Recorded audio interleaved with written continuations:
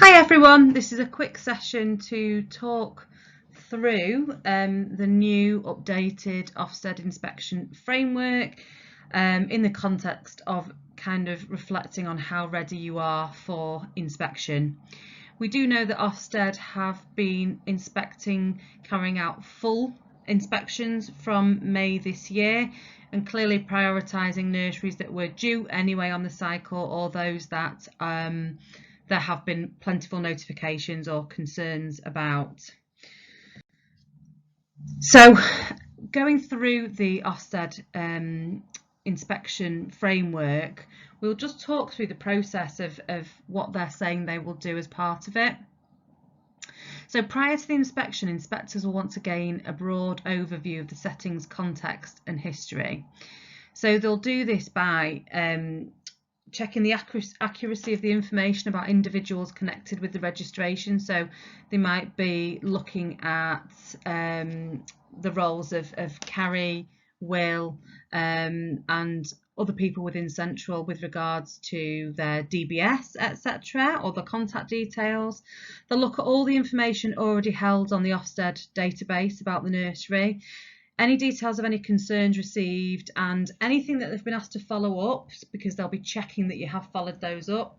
They'll obviously look at previous inspection reports and any published information such as outcome summaries and monitoring letters following notifications of serious incidents or complaints. The progress the provider's made with any actions or recommendations raised at the last inspection or visit. Now remember, this is always a priority, so you may just need to remind yourself if you have had recommendations, which most people have had recommendations from their previous inspection. Within the last report, they will obviously be a priority to make sure that they've been met. They will look at the provider's website if they have one, so they'll be looking at the Thrive website as a whole and again, any individual information about your site.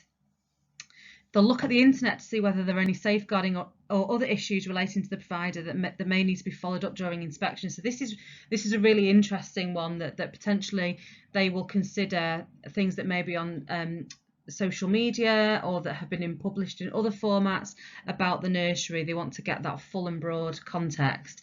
And then any other contextual information we may hold about the provider or the setting. So, maybe there's been a change of manager, and of course they'll be aware that we've changed from Bircham to Thrive as well.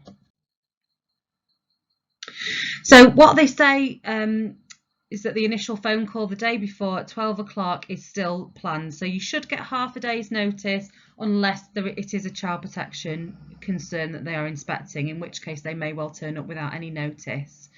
During the notification call, the inspector will seek to understand the specific impact of COVID-19 on the provider and how leaders have responded to the situation, including if disapplication has been applied. We'll talk about what disapplication means a little bit later. So they'll be looking at learning and development, assessment. So for us, the statutory piece is the progress check at age 2. Staff qualification and ratios, and paediatric first aid certificates. So again, all of those things fall within the disapplication if that has been applied. So we need to be prepared within that first phone call to be able to talk about if we had to use any of that disapplication at that point, that we can talk about it then, and how we responded to COVID-19 at all. And again, we'll look at that a little bit more in the next few slides. So reaching inspection judgments. So 4 judgments remain: the quality of education, personal development, behaviour and attitudes, and leadership and management. They are the 4 areas that we're being judged against.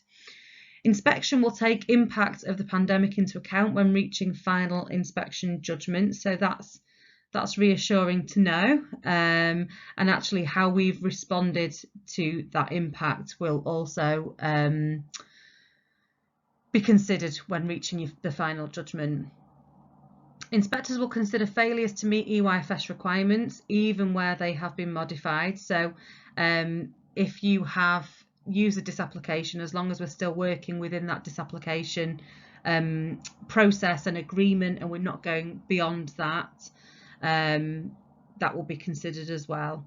And if there is an unacceptable standard of care and or quality of education, the overall effectiveness will be judged inadequate. So that's quite quite a statement that's quite clear. So you're just thinking about that again, if there is an unacceptable standard of care and or quality of education, the overall effectiveness will be judged inadequate. So, you know, it's not just looking at the safeguarding aspects and the welfare requirements in terms of inadequate, but actually quality of education can fall within that as well.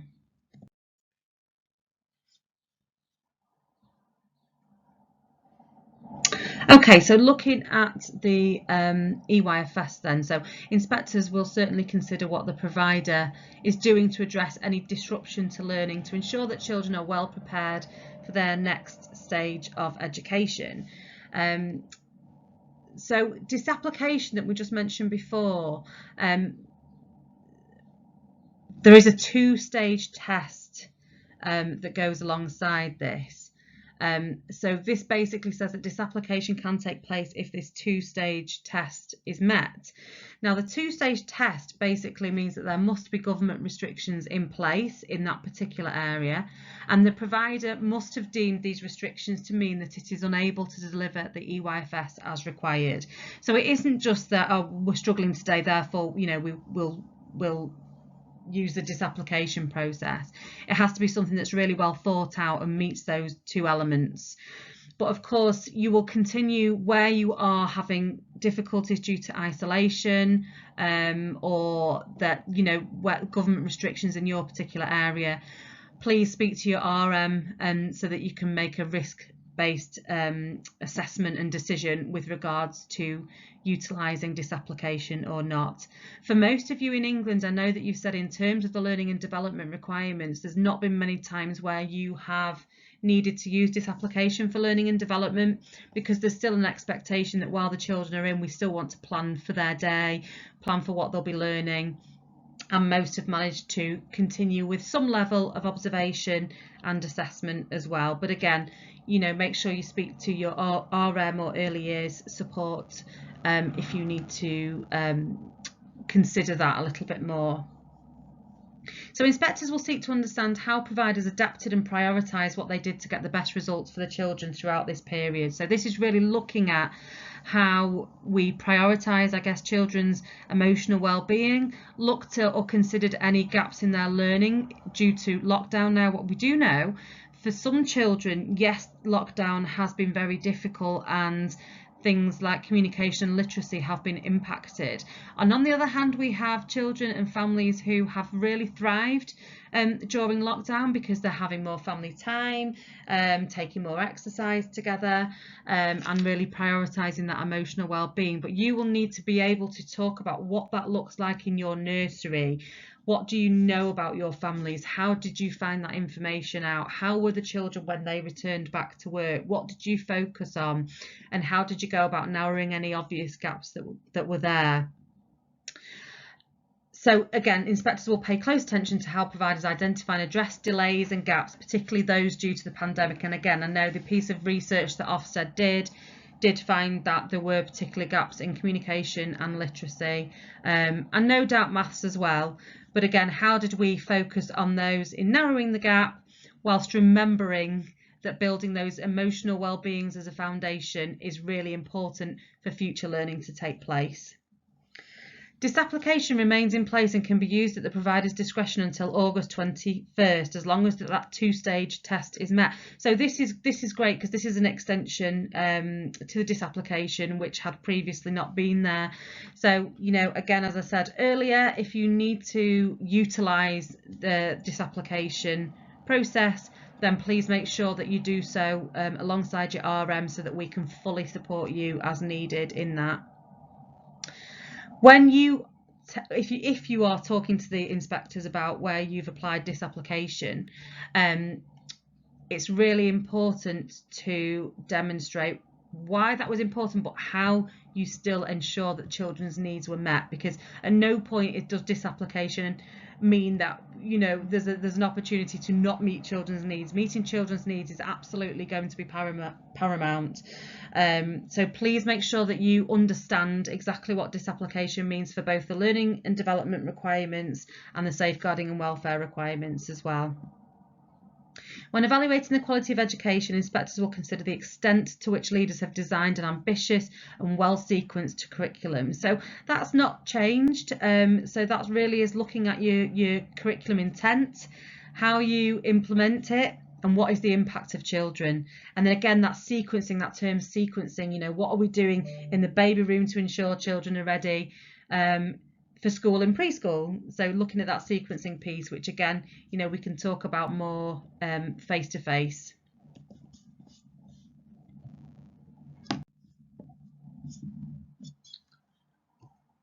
So let's talk about leadership. Inspectors will seek to understand how leaders maintained an ambitious vision for providing high quality, inclusive care and education to all children, and how they have supported their provision through the pandemic. To do this, they will need to determine how support was put in place for children's learning at home. So hopefully you'll really be able to talk about, particularly in that first lockdown, how we kept in touch with children. Some of you did beautiful story times, song time videos, sharing activity ideas. We had all of the adventures from home that was developed for Thrive on the website, and hopefully you sent it out as well, which shared educational activity ideas for all age groups, and also included information about emotional well-being, mindfulness, self-regulation, all of those things. So talk confidently about that. And then children who had to isolate, you know, what provision have we had in place for them? What relationships have you got with parents and families, and how did you know children that might be at risk whilst being isolated or being away from the setting? You know, what did we do about that? We did a very big piece of work at the beginning, identifying children that either for child protection reasons or SEND reasons may be more vulnerable, may need more support with the family. So being able to pick out some of those real success stories that you had with children. And you know, some of you said that actually you have, you know, your nursery Facebook group that actually parents can communicate with you on, and other different formats that you have, but it's that keeping in touch that's really important. And again, vulnerable children, how did we support them and make sure they were kept safe and encouraged to attend provision where possible? We know for those that were shielding it wasn't possible, so again, how did we keep in touch? But how, you know, what ways did you ensure that children with SEND were still able to attend?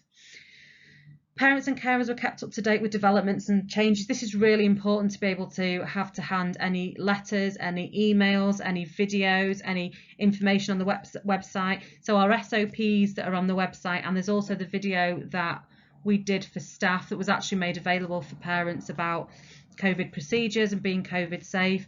When Ofsted did a mock inspection for us, or a trial inspection for them at Astley, they found that so useful. They said that everything they found on that website really kept parents informed and up to date with what was being developments within Thrive, but also within your individual nursery. So, you know, even down to things like the markers outside your nursery that you put in place initially to make sure there was 2 meters between, how we shared information about changing drop-off points and pick-up points, anything that you did like that, make sure you have that as a leader to be able to demonstrate your leadership in supporting parents with that. COVID-19 restrictions may have disrupted any development or improvement plans. So again, if there's anything obvious there, you know, you might have had big plans for improvement beforehand. If the pandemic disrupted any of that, make sure you have that clear in your head what that looked like, and now what your intentions are to make sure that improves. Again, I think for most of you there's nothing major there. I think, you know, you have continued the improvements where necessary over the last 18 months, but there might be a few bits and pieces that you know you need to work on more, but actually it was held back a little bit due to COVID. COVID-19 related staff absence may have impacted on the running of the provision. So again, you know, how much was that impacted? What did we have in place to try and support that? And again, it's incredibly difficult, and especially when we're considering staff well-being at the same time. But looking at how we kept this as consistent as possible for children, where we maybe reduced any less than necessary paperwork in order that the staff could concentrate on the children and the COVID hygiene procedures. But again, being clear where that was impacted and what you did about it. Staff and children's well-being, how well has that been promoted throughout this period? So again, bringing it back to with training our staff on self-regulation and co-regulation and emotional well-being, you know, doing the baby training, that's a really big piece of work that spans an awful lot of information about children and supporting children. So, you know, how we did that. A lot of you made changes to your staff areas as well, how we made sure that they were safe in terms of COVID and in terms of staff well-being. They'll look at how well assessment requirements have been met, and, you know, if put in brackets here, don't forget at this point we're still working within the current EYFS. But again, as I said, I don't think many of you felt that you hadn't met that requirement. But again, you know, even just rather than summative assessments, being able to demonstrate that you still had the progress tracker. So if we had any concerns, and this is really important, that the early intervention still happened, and I know it did for all of your nurseries, any concerns that you had about children's well-being, development, transition to the next room, you know, you made sure you put that early support in as early intervention. So that really does come under that requirement. And how well staff have been supported with any additional workload as a result. This is really difficult, again, because it's been so hard for everybody throughout this time. But again, how, you know, have you got some good success stories where, you know, staff really do feel they've been well supported by the senior leaders in the team, in the nursery? How, you know, if you've not been able to do staff meetings, how you've been able to still share information and do some of those fun things with staff as well that you try and do, whether it's the little quizzes that we had. I don't know if any of your staff took part in the quizzes during lockdown, but I know lots of you did lovely things with your staff team as well. So then, really onto the safeguarding and welfare requirements. So the COVID-19 pandemic increased safeguarding risks, we know that. Inspectors will pay close attention to how providers adapted approaches to safeguarding during the pandemic to make sure that vulnerable children, including those with SEND, were encouraged to attend the provision. And safeguarding procedures remained effective both for those at home and those attending the provision. Inspectors will also consider where providers are applying or had applied the modifications to the safeguarding and welfare requirements. So this is, you know, your paediatric first aid qualifications. There was the extension, wasn't there? So if we had any difficulties with that, how did we overcome it? I think for most of you, you still had enough first aiders in with their qualification in date. But again, just being able to talk about that. Staff qualifications, again, within this application, there may have been times that you've not been able to have a level 3 in every room. So how we risk assess that to ensure that children were still safe, children would still have their needs met. Ratios, again, if there were times where actually that was difficult, how did we make sure that, again, children were still safe, that the safety was the priority? What steps did you take? And I know, again, for any of these things, you will have had conversations with the regional manager about it, and they would have supported you with it as much as possible.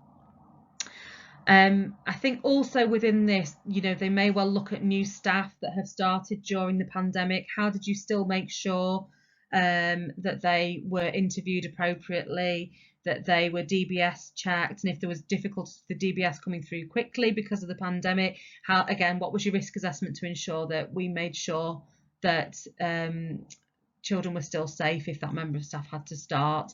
References, things like that as well.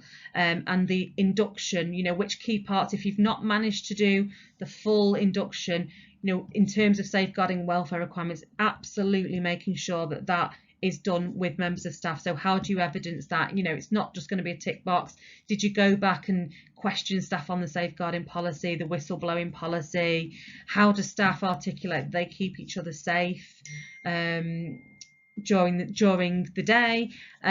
So considering all of those different things as well. So finally, how will Ofsted select providers for inspection? Well, this is what's in the current framework. So newly registered providers will be inspected within 30 months. That doesn't currently apply to us. Settings with requires improvements will be inspected within 12 months, and again, that doesn't apply to us at the moment. Inadequates will be re-inspected within 6 months, and again, that doesn't apply to us. Existing providers within 6 years from previous inspection, that does apply to most of us. Inspections will be prioritised where there are concerns and their risk assessment concludes an inspection is needed. So this could be notifications of serious incidents, concerns from the local authority, complaints from parents or staff that have been escalated to Ofsted, and they'll look at the nature of the complaint. So it might be the nature of one complaint or one serious incident that is enough to trigger an inspection, or it might be that there's been quite a lot of lower level complaints or safety concerns that trigger the inspection. They just need to come in. 2, requires improvements, will likely be judged inadequate if not improvements have not been made. So again, hopefully that doesn't apply to us and won't in due course. And registration will be cancelled if there's 2 previous inadequates on a 3rd inspection. So I think the big one for us here is we are all going to be within 6 years from previous inspection. Those, some of you much longer than others, and we have had settings where we have notified several things over the last 18 months.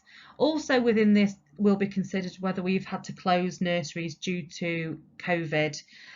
So the risk assessment there might be for them to prioritise how safe the nursery is, how good the hygiene procedures are. But again, you know, that will completely depend on what their risk assessment is at that point. We also need to consider that there are hundreds and hundreds of providers up and down the country that will be far more of a priority, shall we say, far more of a priority than many of our settings are.